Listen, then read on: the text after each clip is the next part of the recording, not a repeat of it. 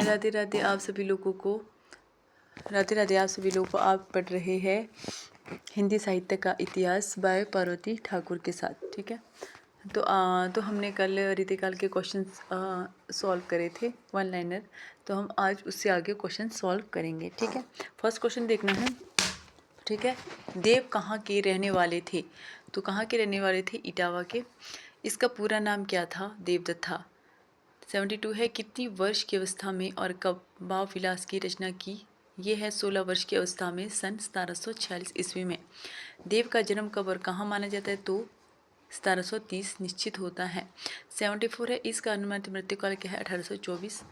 ठीक है, देव, इसमें देव के कुछ इंपॉर्टेंस देखेंगे। देव ने क्या किया है? भवानी विलास ग्रंथ की रचना की है। ठीक है, उसके बाद देखेंगे देव ने क्या है? कुशल विलास की रचना किसके लिए की? तो ये फफूदी रियासत के राजा कुशल सिंह के लिए की। देव ने रस विलास, वेरी इंपॉर्टेंट है, रस विलास की रचना किसके लिए की थी? राजा भोगीलाल के लिए। और ये भी इंपॉर्टेंट है, देव की प्रेम चंद्रिका किसको समर्पित है? तो इटवा के समीप डेयोडिया डेरा। ठीक है, सुजान विनोद, वेरी इंपॉर्टेंट है, की रचना किसके लिए की गई? दिल्ली के रईस पिता पातीराम के पुत्र सुजान मणि के लिए।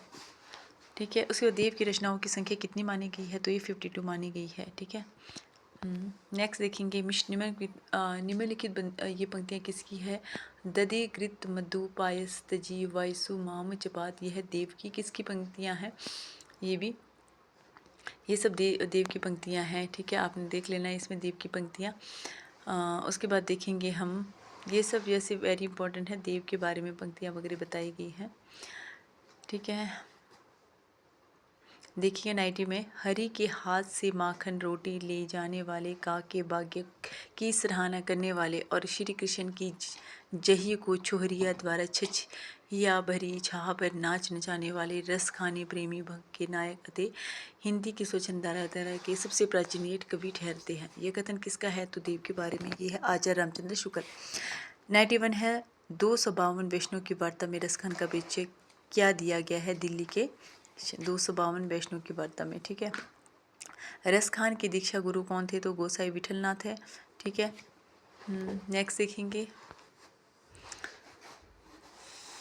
फिर पंक्तियाँ देख लेनी है कौन कौन किसकी है।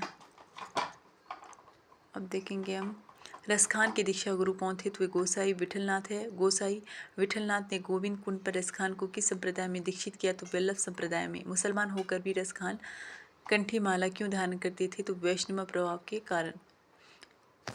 किसके कारण? वैष्णव प्रभाव के कारण। ठीक है, गोसाई विठलनाथ जी का स्वर्गवास कब हुआ? तो 1642 ईस्वी में। रसखान के माता पिता कौन थे? तो ये अभी तक कोई पता नहीं है। रसखानी रीतिकाल के किस धारा के कवि थे? तो रीतिमुख काव्य धारा के कवि थे। ठीक है, रसखान की कितनी रचनाएं हैं? केवल 200। कौन कौन सी है? प्रेम वाटिका और सुजान रस खानी। प्रेम वाटिका कब रची गई? तो ये रची गई है 1671 में। प्रेम वाटिका में कितने दोहे हैं? तो 52 दोहे हैं। सुजान रसखानी में कितने दोहे हैं? तो 120 छंद है। सुजान रसखानी में कितने दोहे हैं? तो 10 दोहे, सोरठे और शेष अवयव और कवित। रसखान की रचनाओं में समानतः कौन से रस पाए जाते हैं? तो भक्ति, श्रृंगार और वात्सल्य रस पाए जाते हैं। ठीक है, तो ठीक है, आज हमारे ये क्वेश्चन से कुछ देव पर आधारित वेरी इंपॉर्टेंट।